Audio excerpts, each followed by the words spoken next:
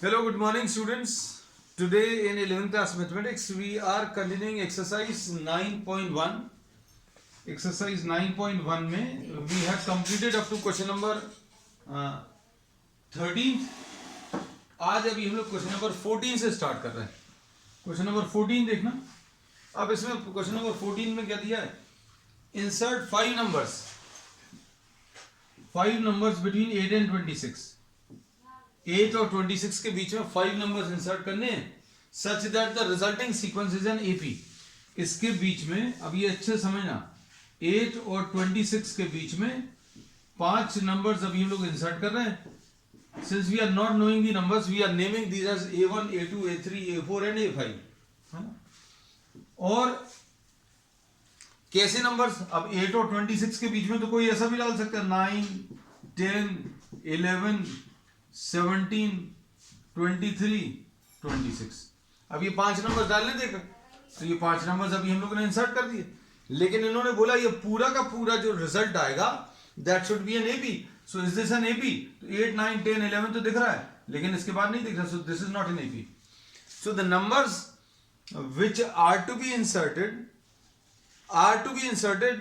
under the condition that all the numbers should form an AP. ये सारे numbers क्या बनाना चाहिए? एक अरिथमेटिक प्रोग्रेशन बनाना चाहिए. तो ये जो नंबर्स अभी हम लोग इंसर्ट करते हैं, ये जो बीच में अभी हम लोग नंबर्स इंसर्ट करते हैं, ये अरिथमेटिक मीन्स कहलाते हैं. ये अभी हम सब नॉलेज के लिए आपको बता दे रहे हैं. तो इसको ऐसा भी बोला जा सकता था, क्या? Insert 5 arithmetic means between 8 and 26. तो ये क्वेश्चन ऐसा भी आ सकता था. इसका मतलब भी क्लियर होना चाहिए. 8 और 26 के बीच में 5 नंबर्स इंसर्ट करने हैं और रिजल्ट जो है वो एपी में आना चाहिए. तो अब इसमें देखो 8 और 26 के बीच में 5 नंबर्स हैं तो टोटल नंबर्स कितने आ जाएंगे? Total number of terms 5 and 2 7. तो n की वैल्यू बच्चों 7 आ गई. a की वैल्यू बच्चों 8 है. l लास्ट टर्म 26 है. बस काम खत्म हो गया. क्या कि अब हम लोग क्या करेंगे? l is equal to a plus n minus 1 into d.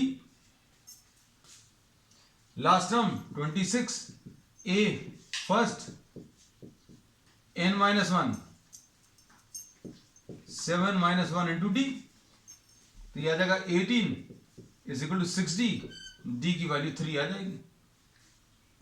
अब d की वैल्यू 3 आ गई तो इनकी वैल्यूज मिल जाएंगी बच्चों. देखो d की वैल्यू अगर 3 है तो ये 11 आ जाएगा, ये 14 आ जाएगा, 3 ऐड करते जाओ 17 आ जाएगा, ये 20 आ जाएगा, ये 23 आ जाएगा और ये 26. बस सिंपल सा है. तो अब हम लोगों को मिल गई वैल्यूज कि A1 11 है, A2 बच्चों 14 है, A3 17 है, A4 20 है और A5 23 है. बस क्लियर है. अब देखो इसमें और प्रॉब्लम खत्म हो गया. कुछ चीजें और अभी हम एक्स्ट्रा बताते ही हैं हमेशा. मान लीजिए इन्होंने इसमें बोला होता find the sum of the 5 arithmetic means between 8 and 26. इनके बीच में अरिथमेटिक मीन्स का सम निकालना. तो ये बच्चों एक एपी फॉर्म कर रहा है, फॉर्मूला लगा के कर सकते हैं, है ना. इसमें अभी हम लोग ये कहते हैं कि आप इन सब का एडिशन निकालोगे, निकाल सकते हैं ना. हम डायरेक्टली कर दे रहे हैं क्योंकि अभी हम फॉर्मूला नहीं लगा रहे, क्योंकि ट्रिक बता रहे हैं. तो 23 प्लस 17 कितना आ जाएगा? 40. 40 प्लस 20 60. 60 और 25 85 आ जाएगा, है ना. तो अब इसमें अभी हम लोग ये कहते हैं sum of the arithmetic means, sum of an arithmetic means between a and b will be equal to n into a plus b upon 2. ये शॉर्ट ट्रिक है. n क्या है? कितने अरिथमेटिक मीन्स आप इंसर्ट कर रहे थे. तो कितने अरिथमेटिक मीन्स आप इंसर्ट कर रहे हो? 5 नंबर्स a और b. इसको नाम a दे दिया, इसको b दे दिया. तो 8 प्लस 26 डिवाइडेड बाय 2 यानी आ जाएगा 5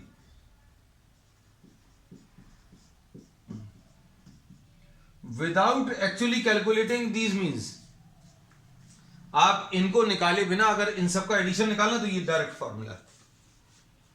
मतलब क्या करेंगे, अगर आपने इसके बीच में 10 नंबर्स इंसर्ट किए हैं such that all these numbers are in AP, और उन पूरे 10 का आपको सम निकालना है।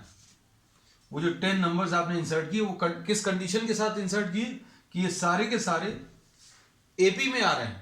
तो अब हम लोग बोलेंगे उन सारे 10 नंबर्स का जो एडिशन है वो कैसे मिलेगा, 10 इंटू ए प्लस बी अपॉन 2, यानी 8 प्लस 26 अपॉन 2, 170 आ जाता अगर 10 नंबर्स इंसर्ट करते। अगर 10 नंबर्स इंसर्ट करते और पूरे 10 का सम अगर निकालते तो इतना कुछ आता है ना। प्रॉब्लम्स आएंगे, जैसे जैसे प्रॉब्लम्स आएंगे और डिस्कस करते जाएंगे। हम लोगों का जो बुक में क्वेश्चन दिया उसका सोल्यूशन सिर्फ इतना सा है ना। अब क्वेश्चन नंबर 15 देखो।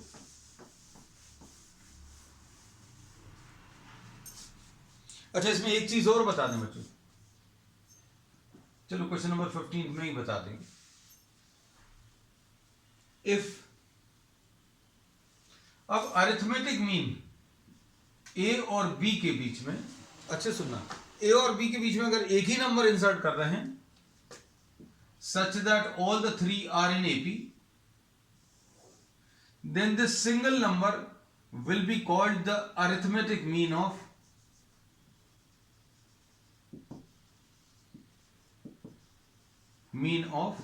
A and B। यहां पर अरिथमेटिक मीन्स थे, अब हम क्या बात कर रहे हैं, I am just talking of single number, है ना। अब ये सिंगल नंबर कैसे निकालोगे, ये बहुत सिंपल है। अब हम लोग इसमें किस चीज का कॉन्सेप्ट यूज कर सकते हैं, कॉमन डिफरेंस। तो कॉमन डिफरेंस बच्चों कैसे मिलता है, अगर ये तीनों एपी में है तो second minus first A minus A, या फिर third minus second B minus A. इसको इधर ले आओ तो 2a will be equal to a plus B, और a will be equal to a plus B divided by 2। Simple है। Example देखो, 2 और 10 का अरिथमेटिक मीन बताना है तो कैसे बताओगे, 2 प्लस 10 डिवाइडेड बाय 2, यानी 12 डिवाइडेड बाय 2, यानी कि 12 डिवाइडेड बाय 2 यानी कितना 6 आ जाएगा। तो 2 और 10 के बीच में बच्चों 6 एक अरिथमेटिक मीन है। देखो ये एपी आ रहा है कि नहीं, 2 प्लस 4 6, 6 प्लस 4 10। दोनों क्वेश्चन में डिफरेंस समझना। यहां पर अभी हम सिंगल अरिथमेटिक मीन की बात कर रहे हैं, यहां पर 5 इंसर्ट किए थे, 5 कर सकते हैं, 10 कर सकते हैं, लेकिन एक अगर इंसर्ट कर रहे हैं तो उसको अरिथमेटिक मीन बोलते हैं। और अरिथमेटिक मीन निकालने का सिंपल तरीका, दोनों नंबर्स को ऐड करो, a plus B divided by 2। अब देखो प्रॉब्लम पढ़ो, ये क्वेश्चन नंबर 15, an प्लस, इसको रख कर देना,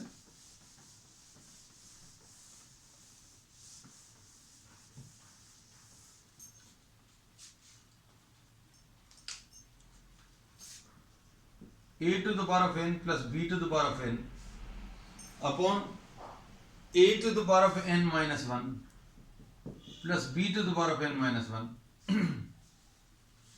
is the arithmetic mean between a and b। ये उन्होंने बोला a है, ये जो है arithmetic mean of A and B है, मतलब ये a प्लस बी बाय 2 के बराबर है। क्वेश्चन को अच्छे समझो, ये इतना बड़ा सा कुछ दिया है और ये बड़ा सा कुछ जो है वो arithmetic mean of A and B है, ऐसा दिया। Arithmetic mean of A and B मतलब a प्लस बी बाय 2, मतलब ये a प्लस बी बाय 2 के बराबर है ना। अब इसमें दिस इज गिवन, अब ये गिवन है इतना बड़ा सा कुछ, तो करना क्या है, तो n की वैल्यू निकालनी है बच्चों। अब n की वैल्यू निकालने के लिए क्या करोगे, क्रॉस मल्टीप्लाई करो।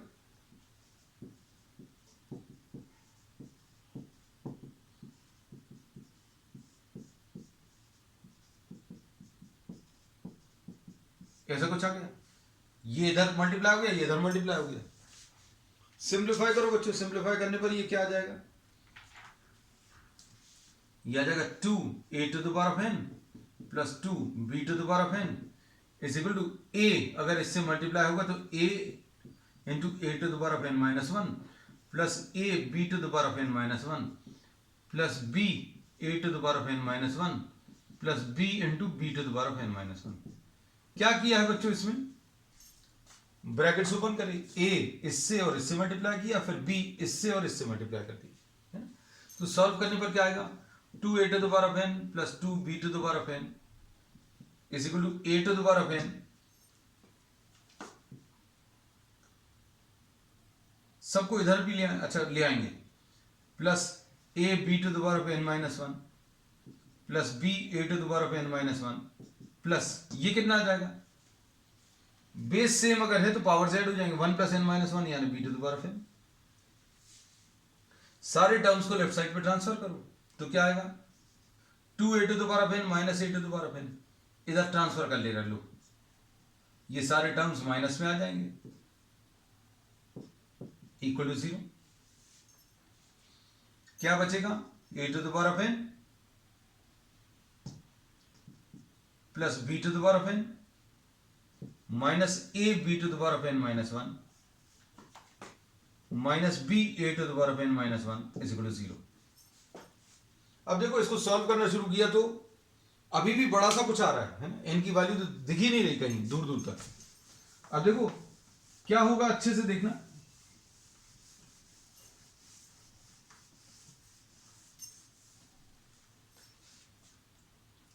इन दोनों टर्म्स को, कौन से दोनों टर्म्स को, इन दोनों टर्म्स को एक साथ लिख ले रहे हैं,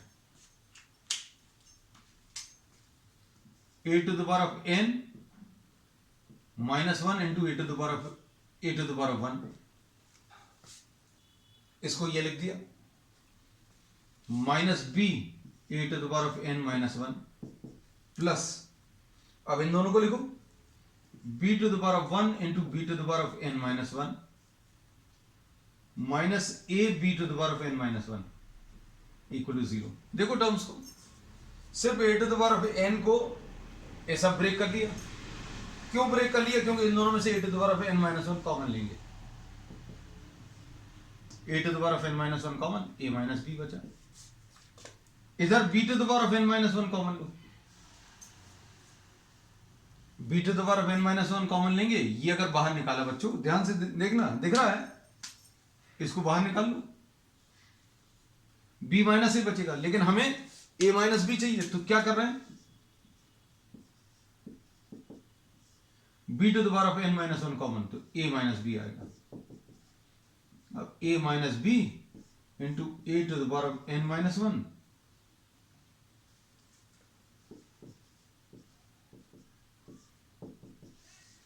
ऐसा कुछ मिलेगा।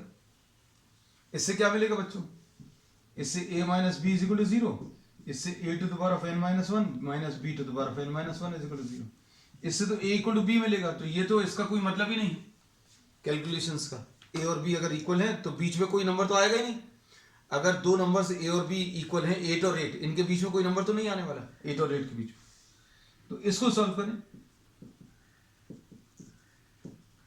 ऐसा कुछ आएगा। अच्छे से देखना बच्चों, क्या मिलेगा, a अपॉन b नीचे ले आए और पूरे के ऊपर n माइनस वन लगा दिया, इधर क्या बचेगा, अगर ये नीचे आ जाएगा तो इधर 1 बचेगा, समझ आ रहा है, ये पूरा का पूरा टर्म अभी हम नीचे ले आए तो कितना आ जाएगा, इधर लिख दे रहे हैं a to the power of n minus one upon b to the power of n minus one is equal to 1, इधर 1 बचेगा।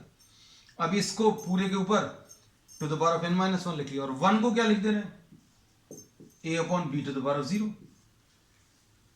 लिख सकते हैं, 1 मतलब anything to the power of 0। अब एनीथिंग में a अपॉन b क्यों लिखा, क्योंकि a अपॉन b यहां पर भी है, a अपॉन b यहां पर भी है। अब a अपॉन b के ऊपर कुछ पावर, a अपॉन b के ऊपर कुछ पावर, और ये दोनों इक्वल साइन लगा है, मतलब इससे क्या मिलेगा, n माइनस वन की वैल्यू बच्चों 0 आ जाएगी, तो n की वैल्यू कितनी, 1 आएगी। तो शानदार क्वेश्चन है।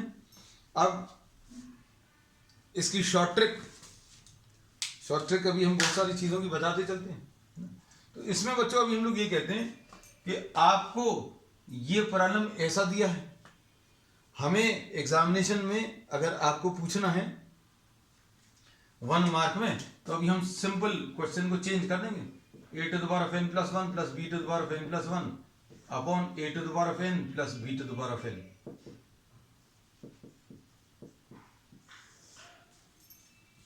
देखो चेंज कर दिया हमने, n plus 1 n plus 1, यहां पर n और n। अब अच्छे से सुनना बच्चों, देखो यहां पर 2 लाना है, नीचे क्या लाना है 2, तो नीचे 2 कैसे आ सकता है जब ये 1 plus 1 हो जाए।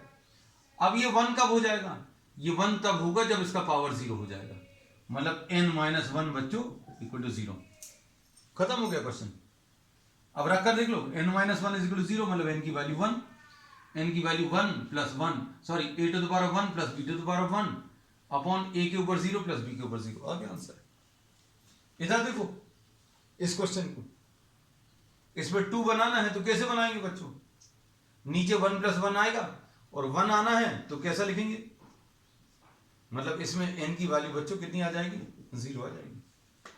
इस दिए हुए क्वेश्चन में n की वैल्यू 1 आ रही है, लेकिन हमने जो क्वेश्चन बनाकर दिया उसमें n की वैल्यू बच्चों कितनी, 0 है। तो थोड़ा सा सोच कर देखना, n की वैल्यू 0 अगर आप रखोगे तो 0 प्लस 1 यानी a, 0 प्लस 1 यानी b, a के ऊपर 0 यानी 1, b के ऊपर 0 यानी 1, 1 प्लस 1 2। ठीक है, चलो नेक्स्ट क्वेश्चन देख लो।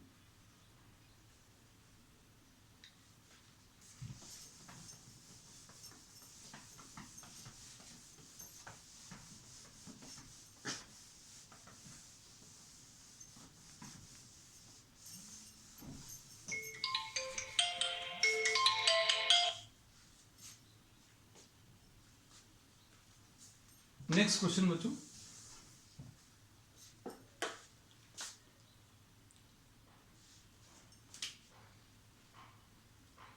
क्वेश्चन नंबर 16 देखना। बिटवीन 1 एंड 31, 1 और 31 के बीच में क्या किया है बच्चों, m नंबर्स, कितने numbers, m numbers are inserted such that all these numbers are forming what, an AP। ठीक है, अब इनको पहले लिख लें। 1 लिखा, A1 A2 A3 AM लिखा और ये 31 आ गया। ठीक, अब इसके बाद क्या बोला है, resulting sequence is an AP. बिल्कुल सही, ये एपी में है बच्चों।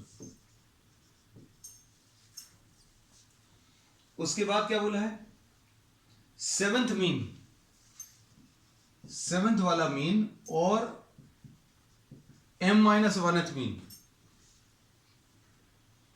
5/9 है। अरे ये तो क्वेश्चन बड़ा अजीब सा है। अब देखो बच्चों, इसको समझने की कोशिश करना।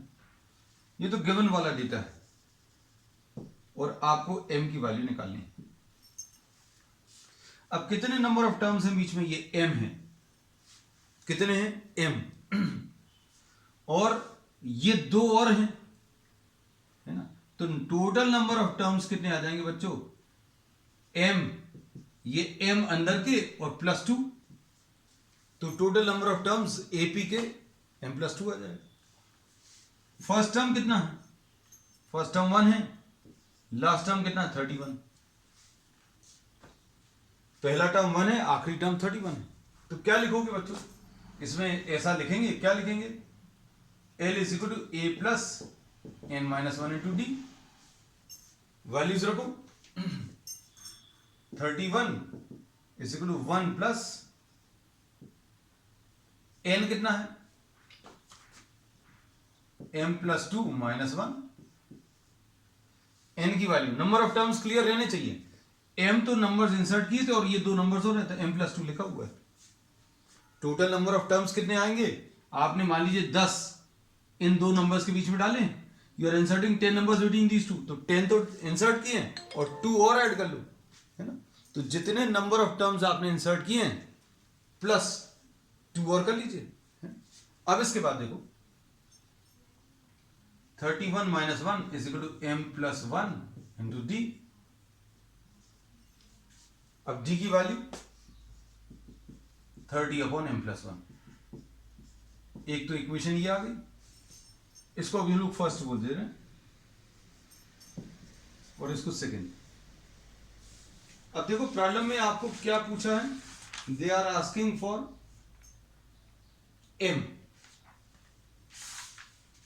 अब सुनना अच्छे से,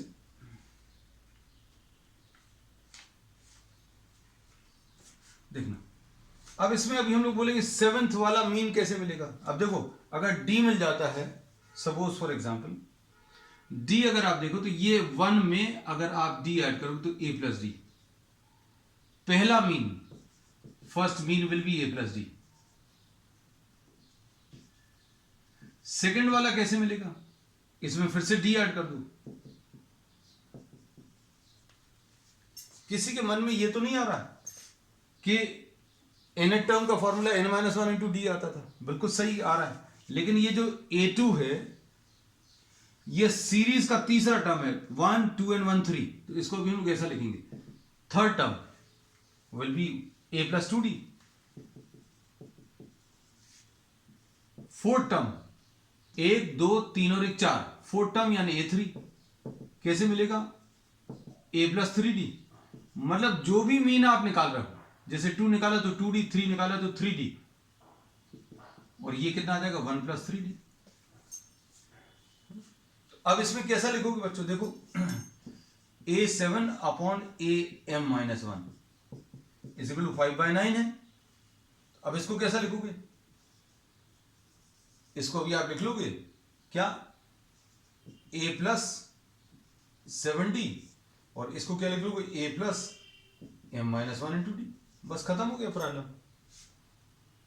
कैसा, a की वैल्यू रख लो, a की वैल्यू बच्चों कितनी है, 1 है, तो 1 प्लस 7d और ये 1 plus m-1 into d, cross multiply करो, 9 plus 63d, 9 plus 63d is equal to 5 plus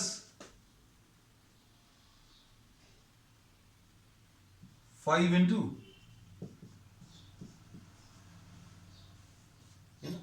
तो इसको सॉल्व करने पर बच्चों कितना मिलेगा,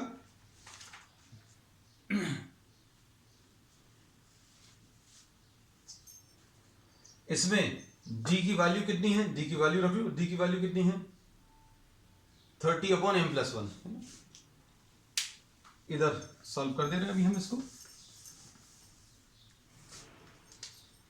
9 माइनस 5 इज इक्वल टू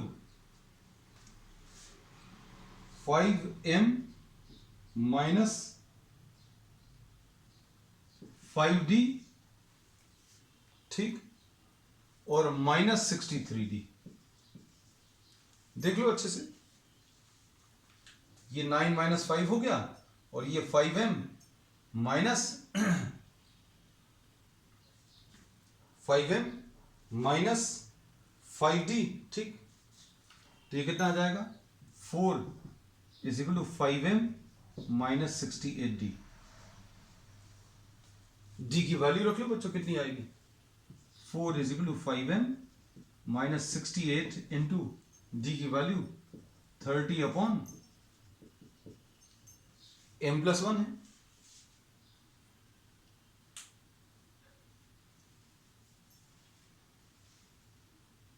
इसमें एक काम और कर सकते हैं बच्चों, थोड़ा सा ज्यादा आसान हो जाएगा, हमें ऐसा लगता है। देखो इसमें इसको लिख लें क्या, md plus d is equal to 30, यानी md की वैल्यू 30 माइनस d, ये ज्यादा आसान रहेगा, है ना। तो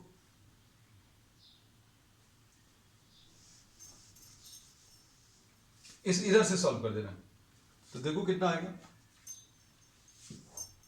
9 plus 63d will be equal to 5 plus 5md minus 5d।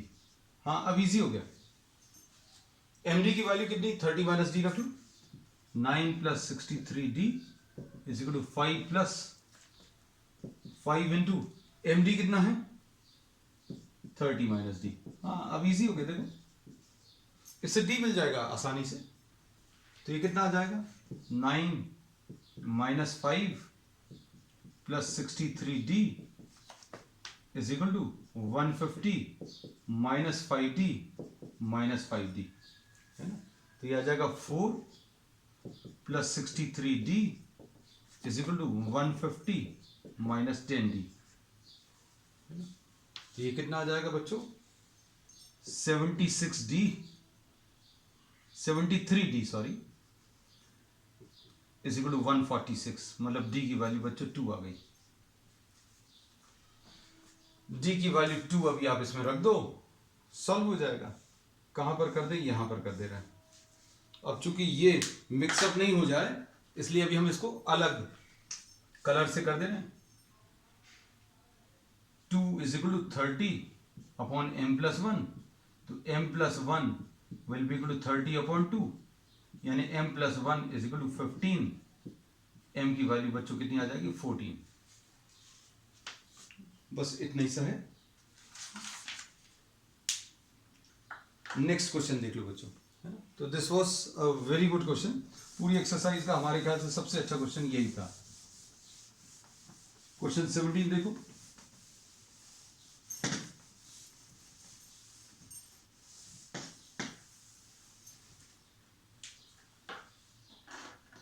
A man starts repaying a loan as first installment, question number 17 में इन्होंने बोला a man starts repaying a loan और फर्स्ट इंस्टॉलमेंट इसकी 100 रुपीज है।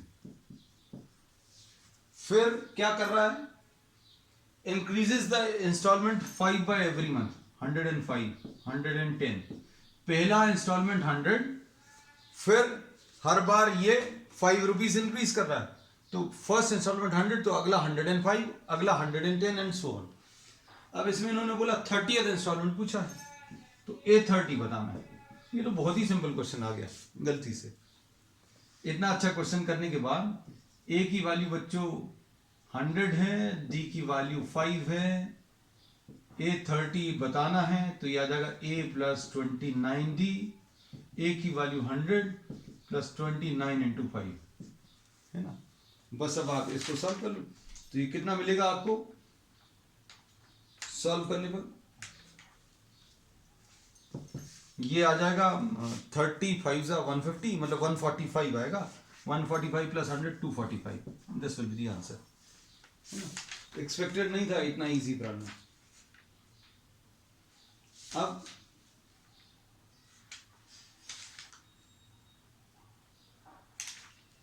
Question number 18। क्वेश्चन नंबर 18 थोड़ा सा अच्छा है। इसमें क्या बोला है, the difference between any two consecutive interior angles of a polygon is 5 degrees. मतलब किसी पॉलीगॉन के इंटीरियर एंगल्स में हर एंगल के बीच में डिफरेंस जो है 5 डिग्रीज है। तो कॉमन डिफरेंस बच्चों 5 डिग्रीज दिया है और smallest angle is 120। Find the number of sides, n बताना है। अब सारे एंगल्स का एडिशन आप AP का यूज करके निकालो और सारे एंगल्स का एडिशन ज्योमेट्रिकल प्रॉपर्टी यूज करके निकालो। अब ज्योमेट्रिकल प्रॉपर्टी भी आपको मालूम होना चाहिए। If in case you don't know, sum of all the angles,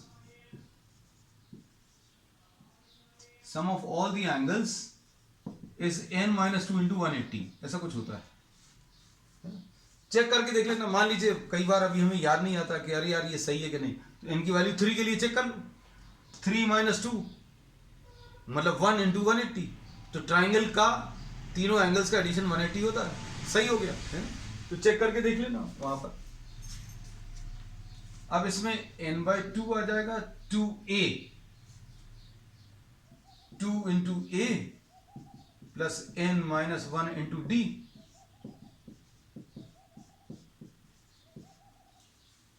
बस अब आप इसको सॉल्व कर लो। n into 240 plus 5n minus 5 is equal to n-2 into 360। ऐसा कुछ लिखेंगे और इसको सॉल्व करने पर बच्चों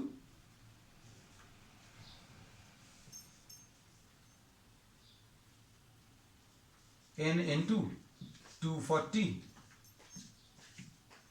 ये 235 आ जाएगा बच्चों, is equal to n minus 2 into 360, ऐसा कुछ। ये 5 से कैंसिल हो रहा है क्या? हाँ हो जाएगा। 5 4 ज़ा 20, 47, ठीक।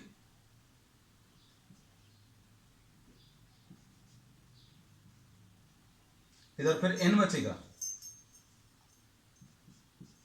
5 से अगर कैंसिल कर दिया, n माइनस 2, 72, 5 7 ज़ा 35, ठीक। अब ब्रैकेट्स ओपन करो, 47n plus n square is equal to 72n minus 144, बस n square minus 525n plus 144 is equal to 0। तो इसमें n स्क्वायर माइनस 5n